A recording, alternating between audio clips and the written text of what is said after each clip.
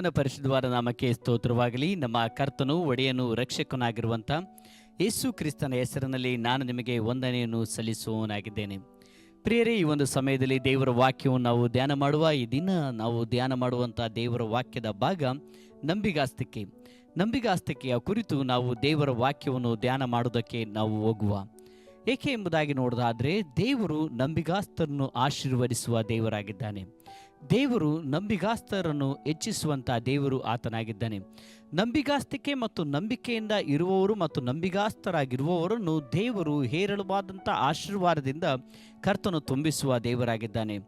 ನಾವು ಸತ್ಯವೇದದಲ್ಲಿ ನೋಡೋದಾದರೆ ಅನೇಕ ದೈವ ಭಕ್ತರುಗಳು ಅವರ ನಂಬಿಕೆಯಿಂದ ಕೂಡಿದವರಾಗಿದ್ದರು. ಮೋಶೆ ದೇವರ ಸಮ್ಮುಖದಲ್ಲಿ ನಂಬಿಗಾಸ್ತನಾಗಿದ್ದ. ಹಿಜ್ಕೀಯನು ದೇವರ ಸಮ್ಮುಖದಲ್ಲಿ ನಂಬಿಗಾಸ್ತನಾಗಿದ್ದ. ದಾವೀದನು ದೇವರ ಸಮ್ಮುಖದಲ್ಲಿ ನಂಬಿಗಾಸ್ತನಾಗಿದ್ದ. ಈಸಾಕನು ದೇವರ ಸಮ್ಮುಖದಲ್ಲಿ ನಂಬಿಗಾಸ್ತನಾಗಿದ್ದ. ಸಾರಳು ನಂಬಿಗಾಸ್ತಳಾಗಿದ್ದಳು. ಅಬ್ರಹಾಮ ನಂಬಿಗಾಸ್ತನಾಗಿದ್ದನು. ಹೀಗೆ ನಂಬಿಗಾಸ್ತರಾಗಿದ್ದಂಥ ಇವರೆಲ್ಲರ ಜೀವಿತದಲ್ಲಿ ದೇವರು ಅದ್ಭುತವಾದಂತಹ ಮಹಿಮೆಯ ಕಾರ್ಯಗಳನ್ನು ಕರ್ತನು ಇವರ ಜೀವಿತದಲ್ಲಿ ಮಾಡಿದರು. ಅಸಾಧಾರಣವಾದ ಸಂಗತಿಗಳನ್ನು ಇವರ ಜೀವಿತದಲ್ಲಿ ದೇವರು ಮಾಡಿದರು. ಪ್ರಿಯರೇ, ನಮ್ಮ ದೇವರು ನಂಬಿಗಾಸ್ತರನ್ನು ಆಶೀರ್ವದಿಸುವಂಥ ದೇವರು, ಅಭಿವೃದ್ಧಿಪಡಿಸುವಂಥ ದೇವರು ಆತನಾಗಿದ್ದಾನೆ. ಈ ಒಂದು ಸಮಯದಲ್ಲಿ ದೇವರ ವಾಕ್ಯವನ್ನು ನೋಡಿಕೊಳ್ಳುವ ಜ್ಞಾನೋಕ್ತಿಗಳು 28ನೇ ಅಧ್ಯಾಯದ 20ನೇ ವಚನ. ಜ್ಞಾನೋಕ್ತಿಗಳು 28ನೇ ಅಧ್ಯಾಯದ 20ನೇ ವಚನ. ನಂಬಿಗಾಸ್ತನು ಆಶೀರ್ವಾದ ಪೂರ್ಣನಾಗುವನು ಎಂಬುದಾಗಿ ದೇವರ ವಾಕ್ಯದಲ್ಲಿ ನಾವು ನೋಡುವವರಾಗಿದ್ದೇವೆ.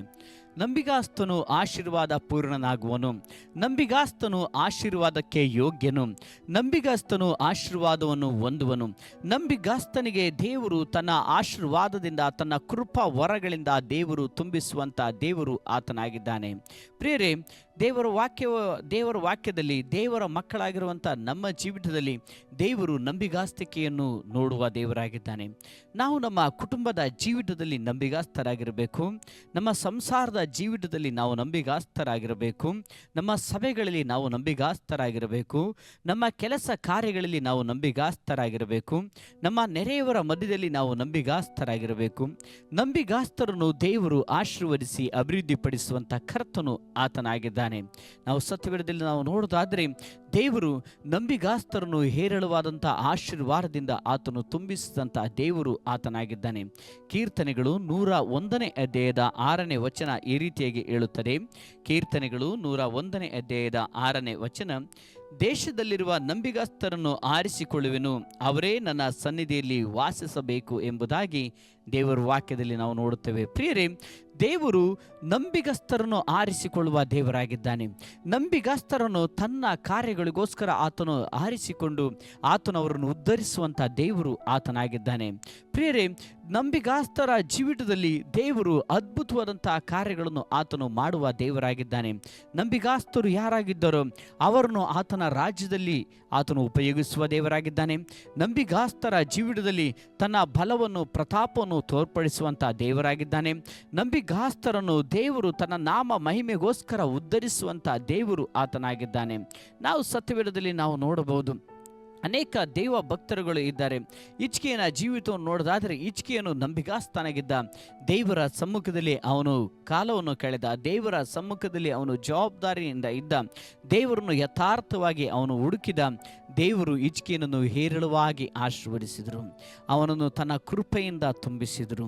ಅವನನ್ನು ಹಾರಿಸಿಕೊಂಡರು. ಅಷ್ಟೇ ಅಲ್ಲದೆ ದೇವರ ವಾಕ್ಯದಲ್ಲಿ ನಾವು ನೋಡುವವರಾಗಿದ್ದೇವೆ, ನಂಬಿಗಾಸ್ತರನ್ನು ಆರಿಸಿಕೊಳ್ಳುವೆನು, ಅವರೇ ನನ್ನ ಸನ್ನಿಧಿಯಲ್ಲಿ ವಾಸ ಮಾಡಬೇಕು.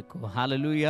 ಸೊ ನಂಬಿಗಾಸ್ತರಿಗೆ ಇರುವಂಥ ಒಂದು ಶ್ರೇಷ್ಠವಾದ ಒಂದು ಆಶೀರ್ವಾದ, ದೇವರ ಸಮ್ಮುಖದಲ್ಲಿ, ದೇವರ ಸನ್ನಿಧಿಯಲ್ಲಿ, ದೇವರ ಸಾನ್ನಿಧ್ಯದಲ್ಲಿ ವಾಸ ಮಾಡುವಂಥ ಒಂದು ಅವಕಾಶ, ವಾಸ ಮಾಡುವಂಥ ಒಂದು ಕೃಪೆಯನ್ನು ದೇವರು ಕೊಡುವ ದೇವರಾಗಿದ್ದಾನೆ.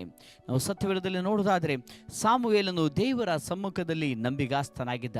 ಅವನು ಬಾಲಕನಾಗಿದ್ದಂಥ ಸಮಯದಲ್ಲಿಯೂ ದೇವರ ಸಮ್ಮುಖದಲ್ಲಿ ಅವನು ನಂಬಿಗಾಸ್ತನಾಗಿದ್ದ ಕಾರಣ ದೇವರ ಸನ್ನಿಧಿಯಲ್ಲಿ, ದೇವರ ಸಮ್ಮುಖದಲ್ಲಿ ಸಾಮುವೇಲನು ಬೆಳೆದು ಬಂದನು.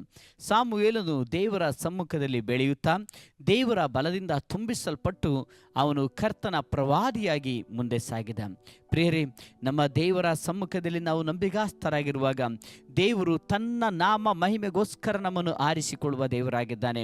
ದೇವರು ತನ್ನ ನಾಮವನ್ನು ಮಹಿಮೆ ಪಡಿಸುವುದಕ್ಕೋಸ್ಕರ ಆತನು ನಿಮ್ಮನ್ನು ಆರಿಸಿಕೊಳ್ಳುವ ದೇವರಾಗಿದ್ದಾನೆ.